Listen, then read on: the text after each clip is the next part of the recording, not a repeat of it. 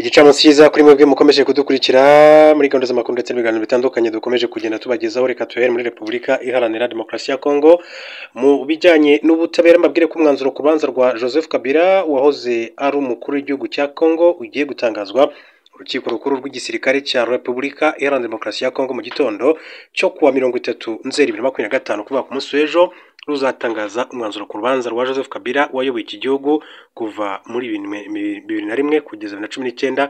Navuga ko yamaze imyaka 18 ku butegetsi. Kabila usanzwe ari senateri w'ubuzima bwose ashinjwa ibyaha birimo kuba mu mutwe w'ingabo utemera amategeko, ibyaha byibasira inyokomuntu, ubwicanyi bugambiriwe, gufata ku ngufu n'itoteza.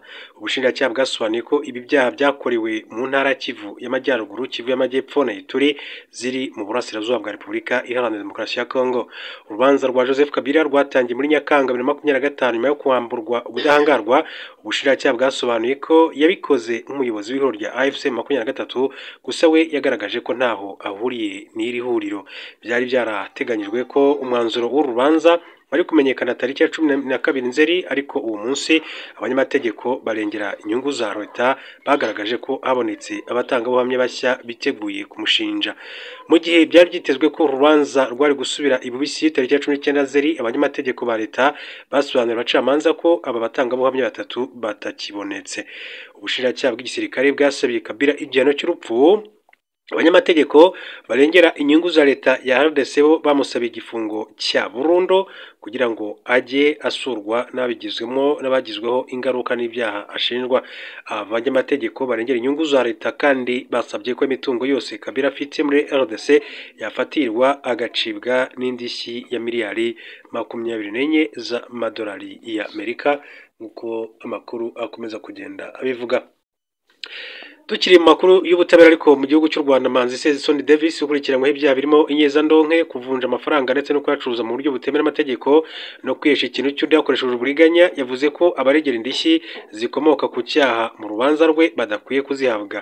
Ni ibyaha bifitanye isano no kwambura abaturage arenga miliyoni 10 z'amadolari Amerika binyuze muri sosiyete yiswe Billion Traders bashowemo abizeza inyungu. Muri aya mafaranga arenga miliyoni 10 z'amadolari y'Amerika ndetse n'ibihumbi 400, uruhande ruregwa ruvuga ko rwishyuyemo miliyari 7 amafaranga y'u Rwanda, ariko ubushinjacyaha bukemeza ko batigeze batanga ibimenyetso by'uko hari abishyuwe. Kuri 29 Nzeri, Manzi Sezisoni Davis yagaragaje ko ibyabayeho hagati ye n'abamwishyuza hari amasezerano y'ubucuruzi atarubahirijwe, bityo ko icyo kibazo cyakemurwa mu buryo bw'imbonezamubano aho kuba kwishyuzwa indishyi zikomoka ku byaha. Manzi yasobanuriye urukiko ko nta mugambi yari afite wo kubahemukira kuko bamwe muri bo bari bamaze igihe kinini cyane baziranye. Yavuze kandi ko atari kuba agamije gukora ikibi ngo yegere Banki Nkuru y'Igihugu BNR, Capital Market Authority, asaba ko hashyirwaho amategeko agenga ubwo bucuruzi yakoraga. Ati, nari nzi ko tuzubaka igihugu twese, yaba abashora imari natwe tuyibyaza umusaruro. Umunyamategeko we yavuze ko mu barega harimo abemeranyijwe na Manzi umwenda ababereyemo n'uburyo uzishyurwa, bityo ko ubwumvikane bwabo butabangikanywa n'urubanza. Ati, uko kwikiranura kuri bo gukuraho ibyo basaba muri urubanza. Yagaragaje ko ingingo ya 83 igika cya 4 cy'itegeko rigenga imiburanishirize y'imanza mbonezamubano, iz'umurimo, iz'ubutegetsi, iz'ubucuruzi ivuga ko iyo habayeho amasezerano y'ubwumvikane bishobora kuba impamvu ituma ikirego kitakirwa. Yasobanuriye urukiko ko uburyo amafaranga bayatangaga byari ibintu byumvikanyweho nko gukora ubucuruzi, bityo nta ndishyi zatangwa ku cyaha kitakozwe. Yifashishije imanza z'abareze Manzi Sezisoni Davis mu rukiko rw'ubucuruzi, avuga ko rwemeje ko icyabaye ari amasezerano atarubahirijwe rutegeka ko yubahirizwa. Ati, abaregera indishyi bose bari hano, ati kuko ayo masezerano atubahirijwe, iyo aza kubahirizwa ntabwo bari kuba bakiri hano. Kuvuga ko basaba indishyi zikomoka ku cyaha numva batabivuga muri ubwo buryo. Nta cyaha cyabayeho, nta mugambi wabayeho wo gukora icyaha.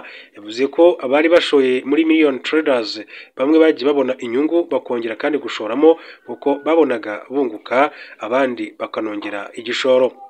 umunyamategeko wunganira abantu bagera kuri 43 mu baregera indishyi Maître Nuwagaba James yavuze ko ibivugwa ko ibyabaye byari amasezerano y'ubucuruzi bihabanye n'ukuri.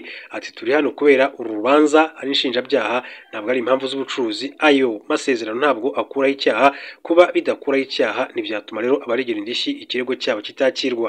Yavuze ko ayo masezerano ahubwo yafatwa nk'ikimenyetso ku byaha abaregwa bakurikiranyweho.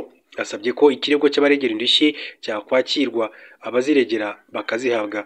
Uwitwa uwunganira Higiro James uri mu baregera indishyi Maître Mberabagabo Richard yavuze ko ibivugwa n'abaregwa nta shingiro bifite kubera impamvu zirimo ko icyaha bashinjwa ari ikimunga ubukungu bw'igihugu kandi ibikorwa byambaye umutaka usa naho ari ubucuruzi. Yabwiye urukiko ko ibyo bishimangirwa n'imyanzuro yatanzwe n'ubushinjacyaha bigaragara ko yatunganyijwe n'ishami ryihariye rigamije gukumira ibyaha bimunga ubukungu bw'igihugu Financial and Economic Crime Unit. Yavuze ko abaregwa babanje kandi gusa n'abaremye icyizere mu baturage, bityo ibyo bavuga ko batanze inyungu kuri benshi bidakuraho ko bakoze icyaha. Urubanza rurimo abaregera indishyi barenga 100. Ku rundi ruhande ubushinjacyaha kandi bwasabiye Manzi Davis gufungwa imyaka 15 no gutanga ihazabu ya miliyoni 52 z'amafaranga y'u Rwanda z'amadolari y'Amerika.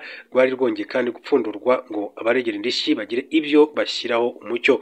Nyuma yo kumva impande zombi, umucamanza yapfundikiye umwanzuro ukazasomwa ku itariki 28 ukwakira 2025 saa 8 z'igicamunsi. Hanyuma amakuru yacu reka duce mu gihugu cy'Ubufaransa mabwire ko perezida w'Ubufaransa Emmanuel Macron yamaganye bikomeye abibasiye umucamanza wakatiye igifungo uwahoze ari perezida Nicolas Sarkozy ku byaha bifitanye isano no kwakira amafaranga ya Muammar Gaddafi wayoboraga Libya ngo azamufashe mu bya politike. Nyuma y'uko ishyirahamwe ry'abacamanza UCM ryari ryamaganye uguceceka kwa Emmanuel Macron kuri iki kibazo rivuga ko hakurikijwe ingingo ya 64 y'itegeko nshinga perezida agomba kuba umurinzi w'ubwisanzure bw'urwego rw'ubucamanza. Ku cyumweru abinyujije ku rubuga rwa X, Macron yagize ati kwibasira no gutera ubwoba byaba ibyakozwe kera cyangwa se none bikorerwa bamwe mu bacamanza ntibyemewe na gato.